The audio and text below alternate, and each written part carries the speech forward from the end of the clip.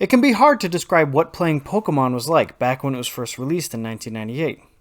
But honestly, it felt a lot like playing The Legend of Zelda Breath of the Wild when it was released in 2017. Both Pokemon Red and Breath of the Wild give the player a world and a narrative, but the story is driven by the player.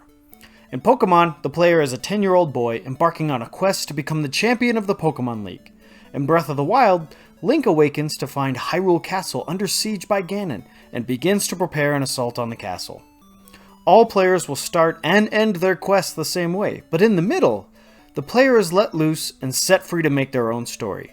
Their choices may not change how the narrative will end, but each player comes away with a story unique to them that can be shared with others. When The Legend of Zelda Breath of the Wild was released on March 3, 2017, each player started on Tutorial Plateau.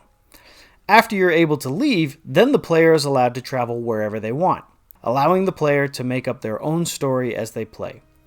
And no matter where you went, you are likely to have a unique experience very different from everyone around you.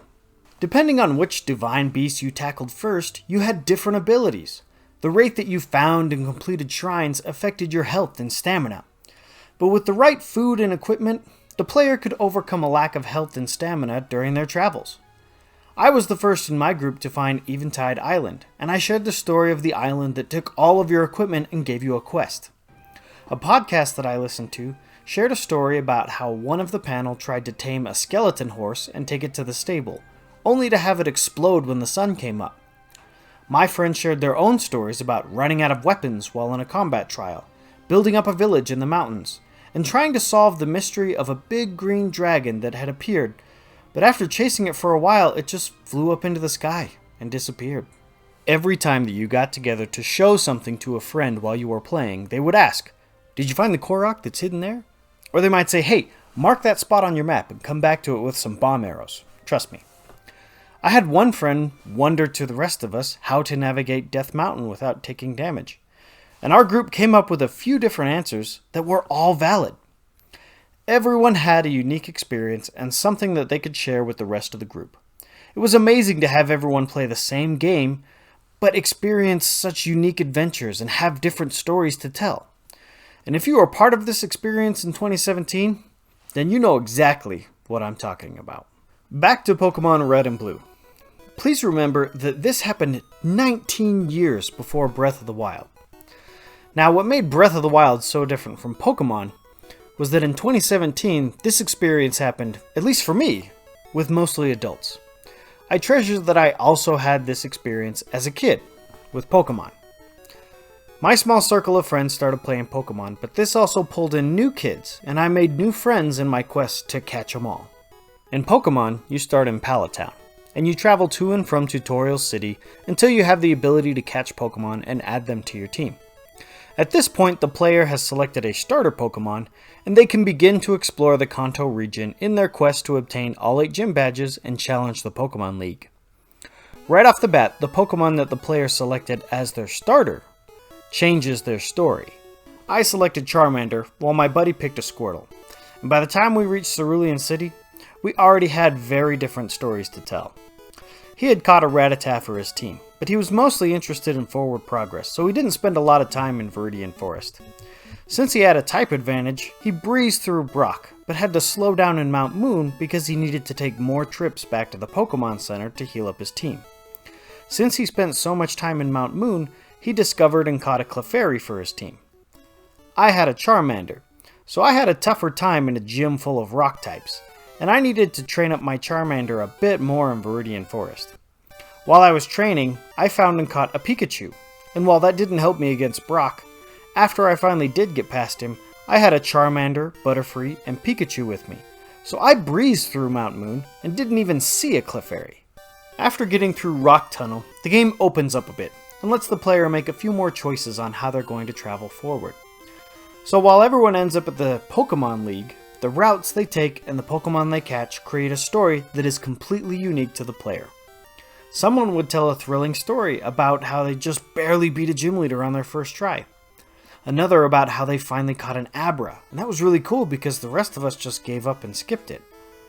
The day that one friend finally evolved his fish that he had bought that didn't do anything, into this flying dragon-looking Pokemon was a treat for everyone. And I think that, at least in my group of friends, the big debate wasn't over what starter you picked, but what you would evolve Eevee into. And keep in mind, this was all without trading.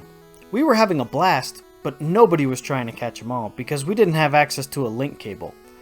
We had the different versions of the game, but without a link cable, we knew that we just couldn't access certain Pokemon like Alakazam or Golem. But that really didn't bother us very much. The reason that the game was so fun was the stories that we could tell each other, the secrets that we shared, and the help we provided to one another. And like with Breath of the Wild, if you happen to be there, then you know what I'm talking about. While 1998 was unique in the amount of players that were discovering the game for the first time, today's players can still have a unique story while playing games like these. To illustrate, allow me to share some unique moments of my latest playthrough while streaming the game. This was my first time streaming on a handheld, so we had this amusing bump in the road when we got started. So it's playing the Super Nintendo. Okay, it's time to go. I love the way that these all graduate up as well. Oh wait, whoa! How long has that not been centered?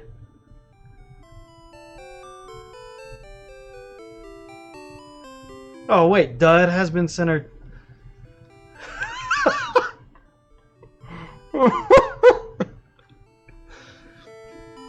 I went down the stairs, then I looked at the preview window and only saw one corner of the screen filled.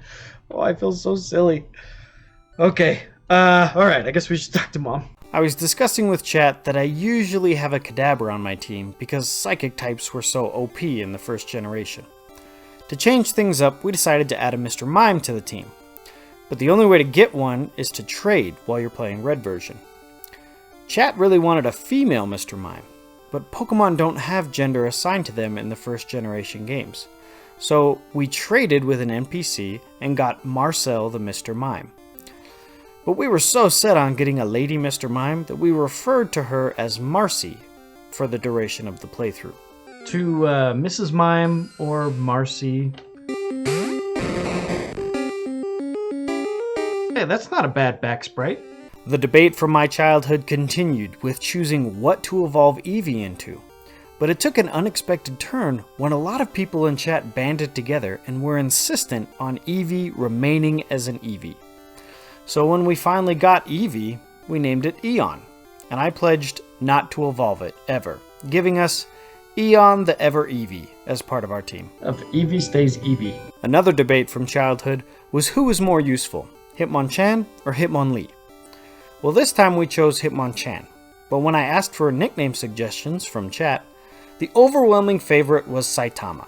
Now, I don't watch a lot of television, and I was unfamiliar with the name, so I got a quick rundown of One Punch Man from chat.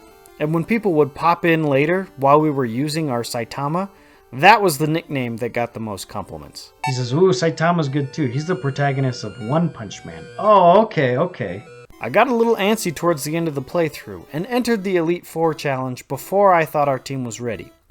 But by using each team member to their fullest, I was able to get past the entire end gauntlet on my first try, even though we were out-leveled by 15 to 20 levels at the end. We really relied on our Evil Lapras and Marcy to get us over the finish line, but we made it, and the battles were much more epic this way. After we beat the Elite Four, we went back and hunted the legendary Pokemon and a few others that we wanted to transfer up to the new games. Then we sent the whole team through Pokemon Bank, Pokemon Home, and then to Pokemon Shield. We only lost our rock-solid Frank the Fearow in the move to Shield because Fearow isn't allowed in the latest games yet. After we were done with the process, we were delighted to find that our Saitama was male, our Doug Trio, Samantha, was female, and Marcy the Mr. Mime was also female. So we got our female Mr. Mime on our team in the end. So our Evil Lapras, Saitama the Hitmonchan, Eon the Eevee, which will never evolve, Marcy, the female Mr. Mime, even though it says Marcel up there, Samantha, our Doug Trio, and A, our War Turtle. Now, these were just some of the highlights from my latest playthrough. But the point is that everyone will have their own unique story, with tense moments, overwhelming victories, and heroic plays made by some Pokemon on the team that scraped victory from defeat. A lot of Game Boy games at the time were trying to give the console experience, but watered down so that it would fit on a Game Boy. But Pokemon was different. It was a passion project made by a man named Satoshi Tajiri, made with the Game Boy in mind. He designed a world for the player to tell their own story and share it with people that were around them. It worked in 1998 for Pokemon, and it worked again for The Legend of Zelda in 2017.